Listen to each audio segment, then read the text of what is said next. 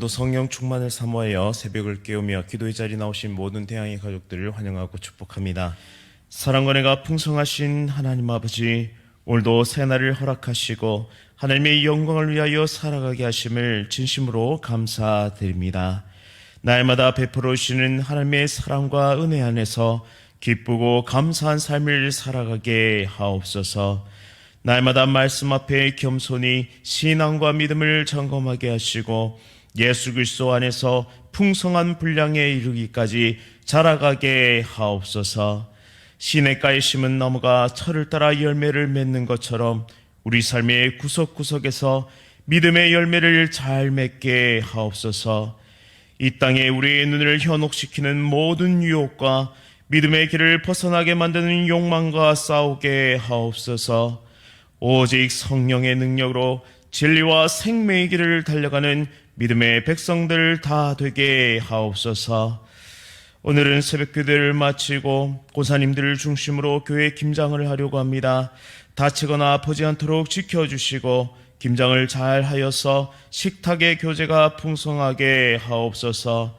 이 모든 손길 가운데 하늘의 복으로 함께하여 주옵소서. 천사 찬양대의 찬양을 기쁘게 받아 주시오며 하나님의 충만한 은혜와 복을 내려 주옵소서. 새벽을 깨우며 함께 기도의 자리에 나온 모든 성도들과 지금 방송을 들으며 기도하는 모든 성도의 기도에 응답하여 주옵소서. 예수 그리스도의 이름으로 간절히 기도드립니다. 아멘. 오늘 하나님께서 우리에게 주시는 말씀은 다니엘서 11장 2절부터 19절까지의 말씀입니다. 구약 성경 1252면에 있습니다. 다니엘 11장 2절부터 19절까지의 말씀 한 절씩 교독하실 때 살아계신 하나님의 음성 들으시기 바랍니다. 이제 내가 참된 것을 내게 보이리라. 보라, 바사에서 또 새 왕들이 일어날 것이요 그 후에 넷째는 그들보다 심히 부요할 것이며 그가 그 부요함으로 강하여진 후에는 모든 사람을 충동하여 헬라 왕국을 칠 것이며 장차 한 능력 있는 왕이 일어나서 큰 권세로 다스리며 자기 마음대로 행하리라. 그러나 그가 강성한 때에 그의 나라가 갈라져 천하 사방에 나누일 것이나 그의 자손에게로 돌아가지도 아니할 것이요 또 자기가 주장하던 권세대로도 되지 아니하리니 이는 그 나라가 뽑혀서 그 외에 다른 사람들에게로 돌아갈 것임이라. 남방의 왕들은 강할 것이나 그 군주들 중 하나는 그보다 강하여 권세를 떨치리니 그의 권세가 심히 클 것이요 몇 해 후에 그들이 서로 탄압하리니 곧 남방왕의 딸이 북방왕에게 가서 화친하리라. 그러나 그 공주의 힘이 쇠하고 그 왕은 서지도 못하며 권세가 없어질 뿐 아니라 그 공주와 그를 데리고 온 자와 그를 낳은 자와 그때 도와주던 자가 다 버림을 당하리라. 그러나 그 공주의 본족 속에게서 난 자 중 한 사람이 왕위를 이어 권세를 받아 북방왕의 군대를 치러 와서 그의 성에 들어가서 그들을 쳐서 이기고 그 신들과 부어 만든 우상들과 은과 금의 아름다운 그릇들은 다 노력하여 애굽으로 가져갈 것이요 몇 해 동안은 그가 북방왕을 치지 아니하리라. 북방왕이 남방왕의 왕국으로 쳐들어갈 것이나 자기 본국으로 물러가리라. 그러나 그의 아들들이 전쟁을 준비하고 심히 많은 군대를 모아서 물이 넘침같이 나올 것이며 그가 또 와서 남방왕의 견고한 성까지 칠 것이요 남방왕은 크게 노하여 나와서 북방왕과 싸울 것이라. 북방왕이 큰 무리를 일으킬 것이나 그 무리는 그의 손에 넘겨준 바 되리라. 그가 큰 무리를 사로잡은 후에 그의 마음이 스스로 높아져서 수만 명을 엎드려 때릴 것이나 그 세력은 더하지 못할 것이요 북방왕은 돌아가서 다시 군대를 전보다 더 많이 준비하였다가 몇 후에 대군과 많은 물건을 거느리고 오리라. 그때 여러 사람이 일어나서 남방왕을 칠 것이요 내 백성 중에서도 포악한 자가 스스로 높아져서 환상을 이루려 할 것이나 그들이 도리어 걸려 넘어지리라. 이에 북방왕은 와서 토성을 쌓고 견고한 성읍을 점령할 것이요 남방 군대는 그를 당할 수 없으며 또 그가 택한 군대라도 그를 당할 힘이 없을 것이므로 오직 와서 치는 자가 자기 마음대로 행하리니 그를 당할 사람이 없겠고 그는 영화로운 땅에 설 것이요 그의 손에는 멸망이 있으리라. 그가 결심하고 전국에 힘을 다하여 이르렀다가 그와 화친할 것이요 또 여자의 딸을 그에게 주어 그의 나라를 망하게 하려 할 것이나 이루지 못하리니 그에게 무익하리라. 그 후에 그가 그의 얼굴을 바닷가로 돌려 많이 점령할 것이나 한 장군이 나타나 그의 정복을 그치게 하고 그 수치를 그에게로 돌릴 것이므로 그가 드디어 그 얼굴을 돌려 자기 땅 산성들로 향할 것이나 거쳐 넓어지고 다시는 보이지 아니하리라. 아멘. 더 가지고 싶어 병에 걸린 사람들의 역사, 더 가지고 싶은 병에 걸린 사람들의 역사라는 제목으로 말씀을 선포하도록 하겠습니다. 다니엘서 11장은 많은 예언들로 이렇게 채워져 있습니다. 마치 역사를 다 지켜본 후에 하나하나 조목조목 기록한 것처럼 한치의 오차도 없이 딱 떨어지게 그렇게 기록되어 있습니다. 따라서 신학자들 사이에서는 이 11장이 굉장히 논란이 많은 장입니다. 이 복음주의 진영에서는 정확무오한 하나님의 말씀이 BC 6세기경에 다니엘에게 임한 이 예언의 말씀이 그대로 세상 역사 가운데 이루어졌다라고 믿습니다.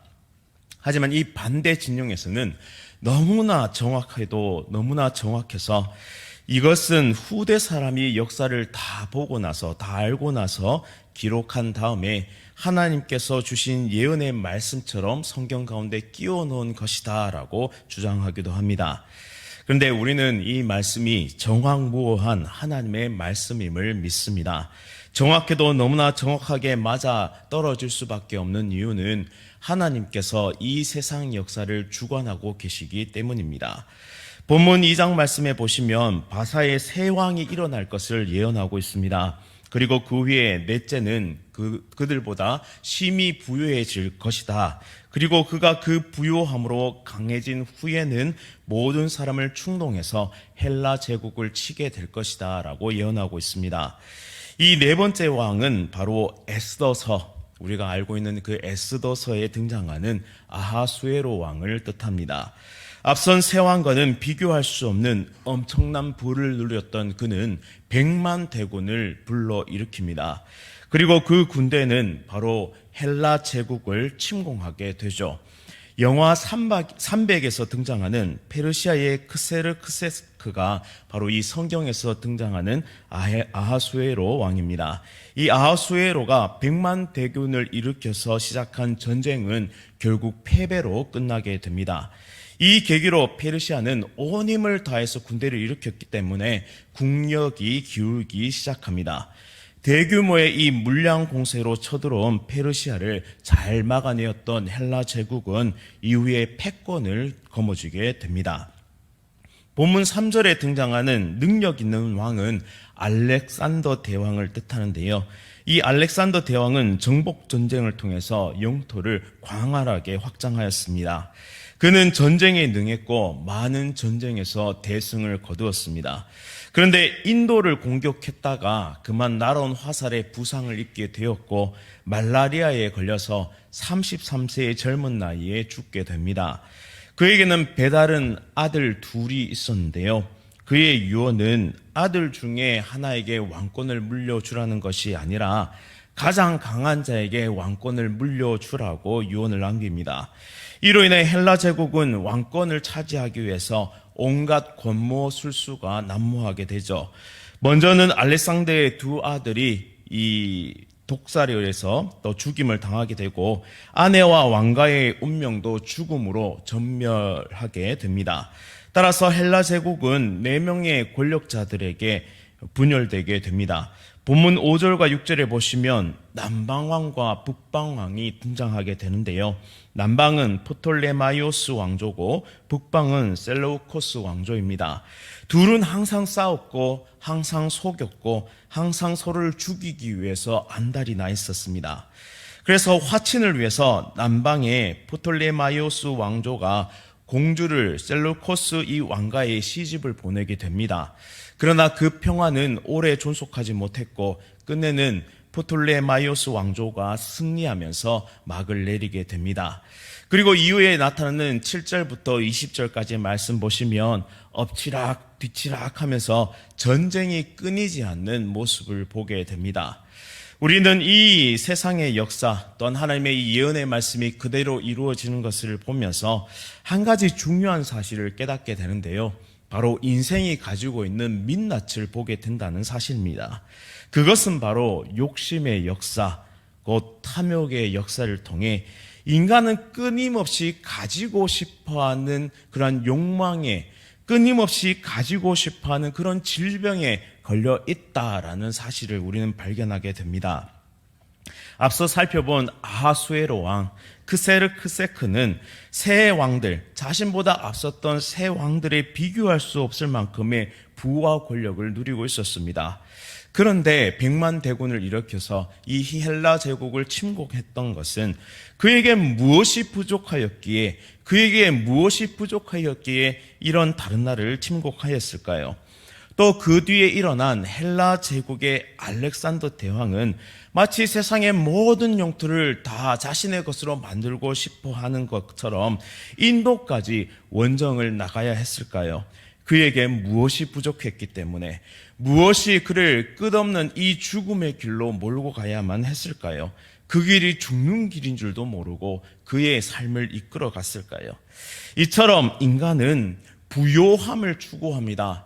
부를 추구하죠. 돈을 추구합니다. 물질을 추구합니다. 가져도 목마른 것이 바로 이 물질의 늪입니다. 인간의 탐욕입니다. 부를 가지면 거기서 멈춰야 하는데 부를 가지고 나서는 이 부를 통해 힘을 만들어내려고 합니다.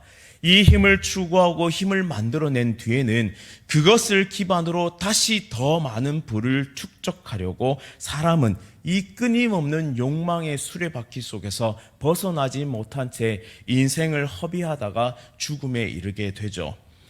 힘을 추구하고 부를 추구하고 또 힘을 추구하고 부를 추구하고 다시 그 힘을 기반으로 부를 추구하는 인생의 이 욕망의 소용돌이 속에서 인간은 결국 심판과 그리고 파멸, 그리고 그들이 겪어야 하는 그런 형벌 가운데 나아가고 있다는 사실입니다. 그렇다면 이 이야기가 단순히 성경에 등장하는 수많은 왕들의 이야기에 불과할까요? 혹은 성경에 등장하는 악한 이들의 그런 이야기에 불과할까요? 우리 스스로에게 한번 질문해 봤으면 좋겠습니다. 사랑하는 성도님 여러분, 그리고 나 자신은 괜찮습니까? 나는 아하수에로 왕처럼, 알렉산더 대왕처럼, 그리고 그 뒤에 등장했던 수많은 권력자들처럼 부를 추구하고 힘을 추구하는 이 세상의 욕망과 욕심의 수레바퀴 속에서 나는 안전합니까? 나는 그렇게 살아가고 있지 않습니까? 아니면 부와 힘을 가지지 못해서 좌절하고 낭망하며 언젠가는 내게도 그날이 찾아오겠지, 그 막연한 기대감으로 오늘 하루도 힘차게 일하고 있지는 않으십니까?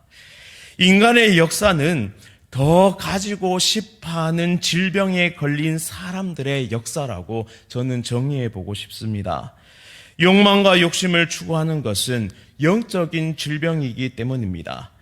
죄가 나를 다스리는 삶, 욕망이 나를 다스리는 삶, 욕심이 나를 다스리는 그러한 삶을 살면 그것이야말로 시한부 인생입니다. 심판과 형벌만이 기다리고 있는 가장 비참한 인생이 바로 욕망과 욕심에 이끌린 그러한 영적 질병에 걸린 삶이라는 뜻이죠. 그렇다면 우리는 이 더 가지고 싶어하는 질병을 어떻게 치료할 수 있을까요? 그것은 바로 예수 그리스도께로 나아가는 것입니다.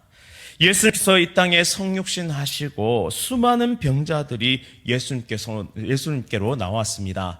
예수님의 공생의 기간 동안 많은 이들이 자신의 육체의 아픔과 마음의 아픔들을 가지고 또한 정신적인 고통 가운데 또한 귀신 들림을 고치기 위해서 나왔습니다. 고쳐달라고 이 육신의 아픔과 절망적인 인생을, 이 나라 끝에 있는 그 인생을 고쳐달라고 예수님께 꾸역꾸역 몰려들었습니다. 수많은 사람들이 나왔습니다. 그리고 우리가 성경을 살펴보시면 때때로 예수님께서 먼저 그러한 인생들에게 찾아가시기도 했습니다. 예수님은 그들의 육신의 질병만을 고쳐주신 것이 아니었습니다. 예수님은 그들의 영혼의 질병, 특별히 사망 권세에 묶여 죽을 수밖에 없는 이 죄의 권세에 묶여서 옴짝달싹할 수 없는 이 인생, 이미 죽은 시체와 같은 인생에게 부활과 영생을 선물해 주셨습니다. 사랑하는 성도님 여러분, 이 시간 우리도 그렇게 고백할 수 있겠습니까? 내 안에 가장 귀중한 것은 예수님이라고요. 물질이 아니라, 세상 권세와 힘이 아니라 예수님이 나의 가장 귀한 보배 되십니다라고 고백할 수 있겠습니까? 아무리 많이 가지고 아무리 많이 누린다 한들 예수 그리스도가 내 마음의 주인이 되지 못하면 그 인생은 질병에 걸려 죽어가고 있다는 사실을 보시기 바랍니다. 영적인 눈으로 진단하시기 바랍니다. 여전히 더 가지고 싶어하는 탐욕과 욕망의 노예로 살아가고 있다는 사실을 영적인 눈으로 진단해야 한다는 것입니다. 그리고 어떻게 되느냐? 결국 죽게 될 것입니다. 구원도 영생도 천국도 상관없는 사람으로 죽게 될 것입니다. 교회는 다니고 예배당에는 나오고 있는데 여전히 예수 그리스도를 나의 주인으로 모시지 못한 사람은 여전히 예수 그리스도를 나의 구원자여 내 생명과 맞바꿔도 아깝지 않을 가장 귀한 나의 주님으로 영접하고 모셔드리지 않는다면, 내 욕망과 욕심을 위해 다른 사람들 앞에서 예수님을 모른다고 부인한다면 예수님은 마지막 날에 오셔서 내가 누구냐? 나는 너를 모른다라고 말씀하실 것입니다. 이것은 가장 강력한 경고요, 시한부 인생인 우리 인생에게 던지는 가장 강력한 질문임을, 오늘 나의 질문임을 받아들여야 할 것입니다. 모든 것을 얻고도 영적으로 파산한 사람이 있는 반면에 모든 것을 잃고도 영적으로 부요함을 누리며 살아가는 사람들이 있다라는 사실이죠. 바로 지금 이 시간에도 그렇게 나눠질 것이라는 사실입니다. 사랑하는 성도님 여러분, 여기에 모인 우리 모든 성도님들은 바로 예수 그리스도를 가장 귀한 보배로 여기시는 분이신 줄 믿습니다. 그리고 예수 그리스도를 만났고 인격적으로 그분을 맞아들였고 그분만이 오직 나의 주인이심을 모시고 살아가는 하나님의 백성들인 줄 믿습니다. 이 믿음을 끝까지 견지하고 우리의 호흡이 닿는 그날까지 오직 복음의 역사 가운데, 그 복음의 사명 가운데 나아가는 하나님의 거룩한 백성들 다 되시기를 간절히 바랍니다. 더 가지고 싶어서 더 많은 돈과 힘을 위해 살아가는 인생 아니라 진정 영혼을 살려내고 영혼을 위해 달려가는 하나님의 참된 복음의 증거자들, 십자가의 전달자들이 다 되시기를 간절히 바랍니다. 그러할 때 우리 가운데 있는 욕심의 역사가 물러나고 우리 안에 사랑과 나눔의 역사가 시작될 줄 믿습니다. 진정 예수 그리스도 안에서 더 가지고 싶어하는 질병으로부터 자유하여 참된 복음의 사람 되시기를 간절히 바랍니다. 말씀을 기억하면서 함께 기도하겠습니다. 욕망과 욕심으로 가득한 세상의 흐름 속에서 결국 그 결말이 죽음임을 보게 하시니 참으로 감사드립니다. 깨닫지 못했다면 나도 그들처럼 헛되고 헛된 것들을 추구하며 살아갔을 연약한 인생임을 고백합니다. 어쩌면 지금도 여전히 버리지 못한 욕망과 욕심들로 인해 예수님을 모른다 할까 두렵습니다. 내 안에 계신 성령님께서 날마다 믿음을 더하여 주시고 선한 의지를 가지고 말씀대로 살아내는 은혜를 허락하여 주옵소서. 예수님을 가장 귀한 나의 주님으로 모시고 살아가는 복된 인생 되게 하옵소서. 그리하여 구원과 영생의 은혜를 누리며 영원한 하나님 나라를 소유하고 살아가는 믿음의 백성 다 되게 하옵소서. 더 가지고 싶어하는 질병으로부터 우리를 완전히 고쳐주시고 내 인생 가운데 욕심의 역사가 그치고 사랑과 나눔의 역사가 쓰여지게 하옵소서. 이번 주일에는 선교 헌금을 작정합니다. 물질이 있는 곳에 마음이 있음을 기억하게 하시고 내 삶을 주관하고 있는 역사의 물주기를 완전히 틀어 영혼 구원의 선교 사역에 동참하는 우리 모두 되게 하옵소서. 예수 그리스도의 이름으로 간절히 기도드립니다. 아멘. 하늘에 계신 우리 아버지여, 이름이 거룩히 여김을 받으시오며 나라가 임하시오며 뜻이 하늘에서 이루어진 것 같이 땅에서도 이루어지이다. 오늘 우리에게 일용할 양식을 주시옵고 우리가 우리에게 죄 지은 자를 사하여 준 것 같이 우리 죄를 사하여 주시옵고 우리를 시험에 들게 하지 마시옵고 다만 악에서 구하시옵소서. 나라와 권세와 영광이 아버지께 영원히 싸움나이다. 아멘. 오늘 하루도 성령 충만으로 승리하십시오.